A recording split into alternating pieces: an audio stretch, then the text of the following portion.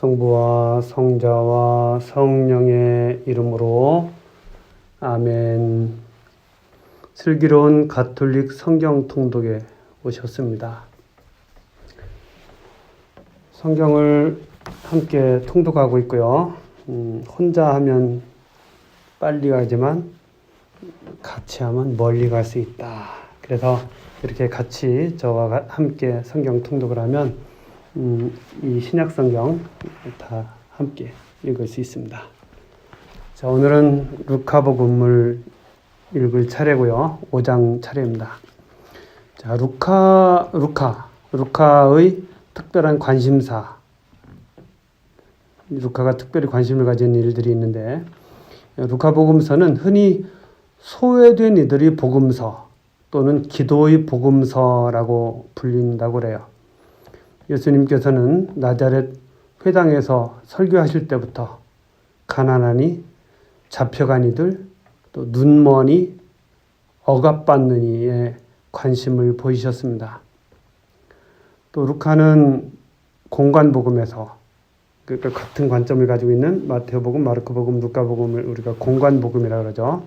공관복음에서 공관복음서의 저자들 가운데 기도에 관한 관심과 일화를 가장 많이 수록해 놓았어요. 예수님이 자주 기도하시는 그런 모습이 성경에 나온다는 것입니다. 예수님의 생애가 기도로 이어지는 삶이었음을 드러냅니다.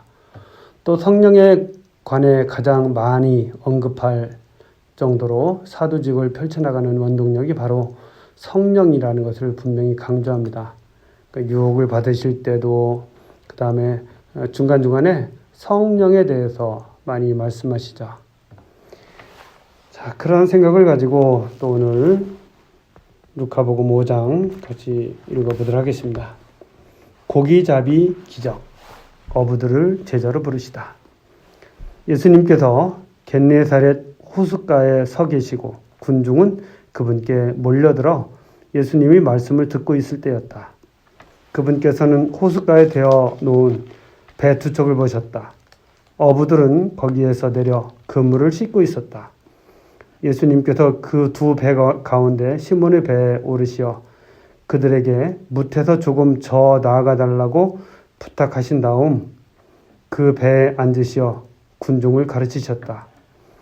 예수님께서 말씀을 마치시고 나서 시몬에게 이르셨다. 깊은 데로 저 나가서 그물을 내려 고기를 잡아라. 시몬이 스승님, 저희가 밤새도록 애썼지만 한 마리도 잡지 못하였습니다. 그러나 스승님의 말씀대로 제가 그물을 내리겠습니다 하고 대답하였다. 그렇게 하자 그들은 그물이 찢어질 만큼 매우 많은 물고기를 잡게 되었다. 그래서 다른 배에 있는 동료들에게 손짓하여 와서 도와달라고 하였다. 동료들이 와서 고기를 두 배에 가득 채우니 배가 가라앉을 지경이 되었다. 시몬 베드로가 그것을 보고 예수님의 무릎 앞에 엎드려 말하였다. 주님, 저에게서 떠나 주십시오. 저는 죄 많은 사람입니다. 사실 베드로도 그와 함께 있던 이들도 모두 자기들이 잡은 그 많은 고기를 보고 몹시 놀랐던 것이다. 시몬의 동업자인 제베데오의 두 아들 야고보와 요한도 그러하였다. 예수님께서 시몬에게 이르셨다. 두려워하지 마라. 이제부터 너는 사람을 낚을 것이다. 그들은 배를 저어다 무태 대어 놓은 다음 모든 것을 버리고 예수님을 따랐다. 그 베드로도 또 그와 함께 있던 이들도 모두 자기들이 잡은 그 엄청나게 많은 고기를 보고 몹시 놀랐던 것이죠. 예수님과의 만남은 언제나 몹시 놀랍습니다. 그리고 그러한 놀라움이 우리의 마음과 우리 생각과 우리 행동과 우리 삶을 바꾸는 힘이 되는 것이죠. 그래서 이 제자들이 즉시 예수님을 따릅니다. 그러니까 우리가 다른 복음과 자꾸 혼동해서 예수님이 제자들을 갑자기 불러서 나를 따라라. 그리고 즉시 따랐다 하는 말씀과 또 자꾸 연관을 시키면은 좀 혼란스럽습니다. 그냥 그 말씀은 그 복음 안에서 보고요. 이 말씀은 이 복음 안에서 보면 제자들이 예수님을 어떻게 따라 나서는지 이런 모습들을 자연스럽게 볼 수가 있습니다. 나병 환자를 고치시다. 예수님께서 어느 한 고을에 계실 때 온몸에 나병이 걸린 사람이 다가왔다. 그는 예수님을 보자 얼굴을 땅에 대고 엎드려 이렇게 청하였다. 주님, 주님께서는 하고자 하시면 저를 깨끗하게 하실 수 있습니다. 예수님께서 손을 내밀어 그에게 대시며 말씀하셨다. 내가 하고자 하니 깨끗하게 되어라. 그러자 곧 나병이 가셨다. 예수님께서는 아무에게도 말하지 말라고 그에게 분부하시고 다만 사자에게 가서 내 몸을 보이고 모세가 명령한 대로 네가 깨끗해진 것에 대한 예물을 바쳐 그들에게 증거가 되게 하여라 하셨다. 그래도 예수님의 소문은 점점 더 퍼져 많은 군중이 말씀도 듣고 병도 고치려고 모여왔다. 그러나 예수님께서는 외딴 곳으로 물러가 기도하셨다. 이 온몸에 나병이 걸린 사람, 그 사람은 첫 번째로 생각할 수 있는 것은 이 마테오, 마르코, 루카 이 세 복음서 모두 첫 번째 치유의 대상입니다. 이 나병이라는 것은 전염성이 강해요. 그래서 걸리게 되면 즉시 격리를 하죠. 가족과 살 수 없는 이런 상황이 됩니다. 그리고 고칠 수 있는 방법도 옛날도 그렇고 지금도 지금은 모르겠지만 어쨌든 난치병입니다. 그리고 병이 나아도 외모가 완전히 변하여 천벌로 생각하였던 대표적인 방법이죠. 하와이에 가면 몰로카이 섬이 있습니다. 거기 데미안 신부님에 관한 이야기가 있죠. 그러니까 그냥 나병 걸린 사람들은 무조건 끌어다가 격리시켰지 그들을 치유할 수는 없는 것이죠. 그래서 나병 환자가 예수님께 와서 하고자 하시면 저를 깨끗하게 하실 수 있습니다 라고 이야기하는데 이렇게 고백할 수 있는 것도 굉장한 용기입니다. 왜냐하면 어떠한 나병도 깨끗하게 치유돼서 원상태로 돌아가기가 불가능하기 때문이죠. 그렇지만 이 나병 환자는 그렇게 이야기했고 실제로 예수님께서는 그를 고쳐주셨고 또 그를 집으로 또 공동체 안으로 돌려보내주시죠. 이런 것이 이제 해방이고 이것이 용서고 그리고 이런 것이 구원입니다. 정말 놀라운 일을 예수님께서 하시는 것이죠. 그래서 우리도 이 시대에 고통받는 사람, 또 가능성이 없다고 좌절하고 절망하고 힘들어하고 이런 사람들에게 이러한 하느님의 나라를 선포하는 거예요. 정말 대단한 일이라고 저는 생각을 해요. 중풍병자를 고치시다. 하루는 예수님께서 가르치고 계시는데 갈릴리아와 유다의 모든 마을과 예루살렘에서 온 바리사이들과 율법학자들도 앉아 있었다. 예수님께서는 주님의 힘으로 병을 고쳐주기도 하셨다. 그때 남자 몇이 중풍에 걸린 어떤 사람을 병상에 누인 채 들고 와서 예수님 앞으로 들여다 놓으려고 하였다. 그러나 군중 때문에 그를 안으로 들일 길이 없어 지붕으로 올라가 기와를 벗겨내고 평상에 누인 그 환자를 예수님 앞 한가운데로 내려보냈다. 예수님께서 그들의 믿음을 보시고 말씀하셨다. 사람아, 너는 죄를 용서받았다. 율법학자들과 바리사이들은 의아하게 생각하기 시작하였다. 저 사람은 누구인데 하느님을 모독하는 말을 하는가? 하느님 한 분 외에 누가 죄를 용서할 수 있단 말인가? 예수님께서는 그들의 생각을 아시고 대답하셨다. 너희는 어찌하여 마음속으로 의아하게 생각하느냐? 너는 죄를 용서받았다 하고 말하는 것과 일어나 걸어가라 하고 말하는 것 가운데에서 어느 쪽이 더 쉬우냐? 이제 사람의 아들이 땅에서 죄를 용서하는 권한을 가지고 있음을 너희가 알게 해주겠다. 그러고 나서 중풍에 걸린 이에게 말씀하셨다. 내가 너에게 말한다. 일어나 내 평상을 가지고 집으로 가거라. 그러자 그는 그들 앞에서 즉시 일어나 자기가 누워있던 것을 들고 하느님을 찬양하며 집으로 돌아갔다. 이에 모든 사람이 크게 놀라 하느님을 찬양하였다. 그리고 두려움에 차서 우리가 오늘 신기한 일을 보았다 하고 말하였다. 여기 보면 갈릴레아와 유다의 모든 마을과 예루살렘에서 온 바리사이들과 율법 교사들이라고 나오죠. 이제 슬슬 예수님의 길에 태클을 거는 사람들이 등장합니다. 그들 앞에서 사람아 너는 죄를 용서받았다 라고 말씀하시죠. 이 중풍의 치유 그리고 죄의 용서 이러한 권한이 예수님께 있다는 것을 보여주시는 그런 내용입니다. 보는 사람들은 크게 놀라서 하느님을 찬양하며 또 두려움에 차게 되었다.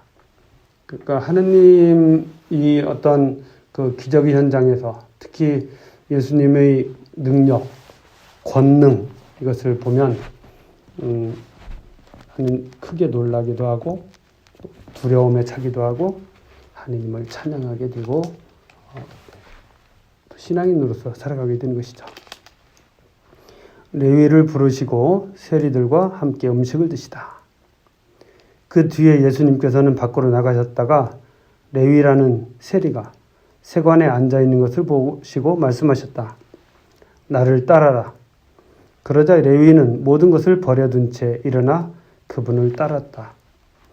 레위가 자기 집에서 예수님께 큰 잔치를 베풀었는데 세리들과 다른 사람들이 큰 무리를 지어 함께 식탁에 앉았다.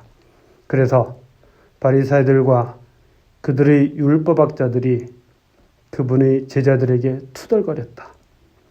당신들은 어째서 세리와 죄인들과 함께 먹고 마시는 것이요? 예수님께서 그들에게 대답하셨다. 건강한 이들에게는 의사가 필요하지 않으나 병든 이들에게는 필요하다. 나는 의인이 아니라 죄인을 불러 회개시키러 왔다. 이 성경에서는 레위라는 세리를 이야기하죠. 레위는 이스라엘의 지파 중에 하나죠. 그리고 세리는 그 직업인 것 같습니다. 이 세리는 유다인들에게서 세금을 걷어서 로마에 바치는 일을 하는, 그렇기 때문에 유다인들에게는 큰 죄인 또는 역적으로 분류될 수 있는 그런 사람이었죠. 근데 성경에서는 레위라고 이야기하는데 여기 보면 율법학자들, 바리사이들은 세리와 죄인이라고 하죠. 성경은 레위라고 이야기하고 그 반대편의 사람들은 세리와 죄인들과 함께 먹고 마시는 것이요 라고 투덜거립니다. 예수님께서는 병든 이들에게는 의사가 필요하지 않다. 죄인을 불러 회개시키러 왔다. 그러니까 사람들은 의사로서의 역할 또 죄인을 회개시키는 역할보다는 그를 제외시키고 세상으로부터 단죄하는 역할을 많이 하죠. 그러니까 죄인이라고 세리라고 이야기하잖아요. 그렇지만 예수님은 또 성경의 저자는 레위라고 이야기하면서 그가 이 회개 그리고 구원으로부터 제외되지 않은 이스라엘 사람이라는 것을 강조하고 있습니다. 하느님의 관점이라고 생각을 해요. 단식 논쟁, 새 것과 헌 것. 그러자 그들이 예수님께 말하였다. 요한의 제자들은 자주 단식하며 기도를 하고 바리사이의 제자들도 그렇게 하는데 당신의 제자들은 먹고 마시기만 하는군요. 예수님께서 그들에게 이르셨다. 혼인잔치 손님들이 신랑과 함께 있는 동안에 단식을 할 수 없지 않느냐? 그러나 그들이 신랑을 빼앗길 날이 올 것이다. 그때에는 그들도 단식할 것이다. 예수님께서는 그들에게 또 비유를 말씀하셨다. 아무도 새 옷에서 조각을 찢어내어 헌 옷에 대고 꿰매지 않는다.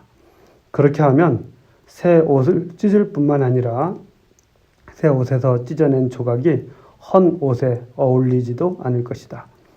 또한 아무도 새 포도주를 헌 가죽 부대에 담지 않는다. 그렇게 하면 새 포도주가 부대를 터뜨려 포도주는 쏟아지고 부대도 버리게 된다. 새 포도주는 새 부대에 담아야 한다. 묵은 포도주를 마시던 사람은 새 포도주를 원하지 않는다. 사실 그런 사람은 묵은 것이 좋다고 말한다. 새 포도주는 새 부대. 헌 부대로 생각되는 요한의 제자들과 바리사이들의 제자들. 그들은 우리는 단식하는데 당신이 제자들은 왜 먹기만 합니까? 라고 이야기하죠. 먹고 마시기만 하는군요. 우리처럼 단식하지 않고 이런 뜻이죠. 그런데 그러한 헌 부대로 생각되는 요한의 제자들 또 바리사이의 제자들 그들은 새 포도주라고 할 수 있는 예수님의 가르침을 받아들이기에는 어려움이 있다. 그래서 오늘 말씀 루카복음에만 나오는데 묵은 포도주를 마시던 사람은 새 포도주를 원하지 않는다. 사실 그런 사람은 묵은 것이 좋다고 말한다. 그러니까 새 것을 받아들이지 못하는 것이죠.